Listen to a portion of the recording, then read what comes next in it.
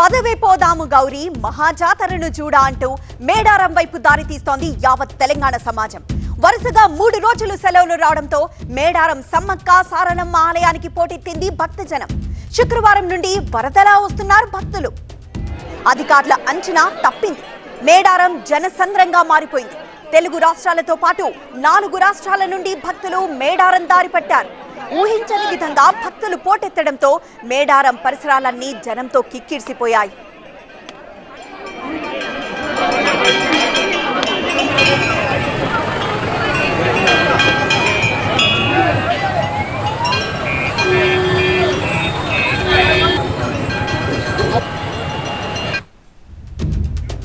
శుక్రవారం శనివారం పోల్చి చూసుకొని ఆదివారం లక్షకు మించుకుపోవచ్చని భావించారు అధికారులు.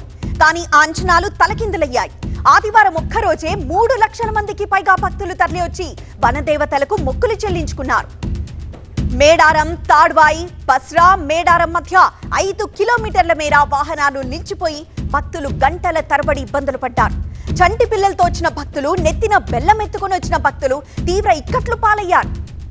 ఇక మరోవైపు పోలీసులు కూడా చేతులెత్తేయడంతో మంత్రి సీతక్క రంగంలోకి దిగారు. ఎస్పీని కలెక్టర్ని అప్రమత్తం చేసి ట్రాఫిక్ డైవర్షన్ తో భక్తులకు ఇబ్బందులు తలెత్తకుండా చర్యలు చేపట్టారు. ఇక అటు జంపన్న వాగు పరిసరాలన్నీ భక్తజనంతో పోటెత్తాయి. జంపన్న వాగులో జలకాలాడిన భక్తులు సమ్మక్క సారలక్క దేవతలకు మొక్కులు చెల్లించుకున్నారు. ఈ మాత్రం భక్తుల తాకిడితోనే తలకిందులైన పోలీసులు జాతర సమయంలో 1,50,00,000 మంది వస్తే ఏర్పాట్లు ఎలా చేస్తారు అనే సందేహాలు కూడా మొదలయ్యాయి ఇప్పుడు. అయితే అటు మేడారం జాతర పనులు ఈ నెల 31లోగా పూర్తి కావాలని డెడ్ లైన్ విధించింది ప్రభుత్వం. ఇప్పటికే 300 సీసీ కెమెరాలు, కమాండ్ కంట్రోల్ ను ఏర్పాటు చేశారు. అధికారులు ఎంతవరకు సమాయత్తమవుతున్నారో తెలుసుకునేందుకు క్షేత్రస్థాయిలో పర్యటించారు మంత్రి సీతక్క.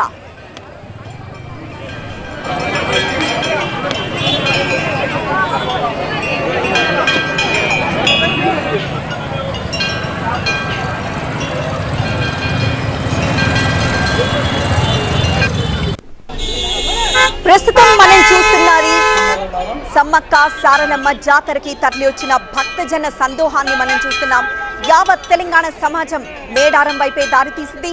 వరుసగా 3 రోజులు సెలవులు రావడంతో మేడారంలో సమ్మక్క సారలమ్మ జాతరకి పోటెత్తారు భక్తజనం. ఆ భక్తజన సందోహాన్ని మనం చూస్తున్నాం. ఒకవైపు శుక్రవారం సెలవు, అలానే శనివారం కూడా సెలవు కావడం, అప్పటికే భక్తజనం రావడంతో ఆదివారం లక్షకు మించి రారులే అనుకున్నారు అధికారులు. కానీ చూస్తే భక్తజన సందోహంతో మొత్తం నిండిపోయింది. 5 కిలోమీటర్ల మేర ట్రాఫిక్ జామ్ ఏర్పడిందంటే ఒక్కసారి ఆలోచించుకోవచ్చు ఎంతమంది తరలి వచ్చారు. మరోవైపు చంటి పిల్లల్ని ఎత్తుకొచ్చిన వాళ్ళు, లేకపోతే ఆ బంగారాన్ని నెత్తిన పెట్టుకుని వచ్చిన వాళ్ళు, ఇంకా వాళ్ళ పరిస్థితి అయితే వర్ణనాతీతం. వాళ్ళు పడుతున్న కష్టాలైతే వర్ణనాతీతం. జనసంద్రంగా మారిపోయిన జనాన్ని చూసి అధికారులు కూడా అవాక్కయ్యారు. ఎందుకంటే అప్పటికే ఏర్పాట్లు చేశామనుకున్నారు, కానీ ఎక్కడ ఏర్పాట్లు సరిపోలేదు. మరి నిజంగా జాతర సమయం వచ్చేసరికి 1,50,00,000 మంది సమ్మక్క సారలమ్మని దర్శించుకునే సమయంలో మరి ఎలాంటి ఏర్పాట్లు చేస్తారన్నదే ఇప్పుడు అధికార యంత్రాంగం దానిపైనే దృష్టి పెట్టింది.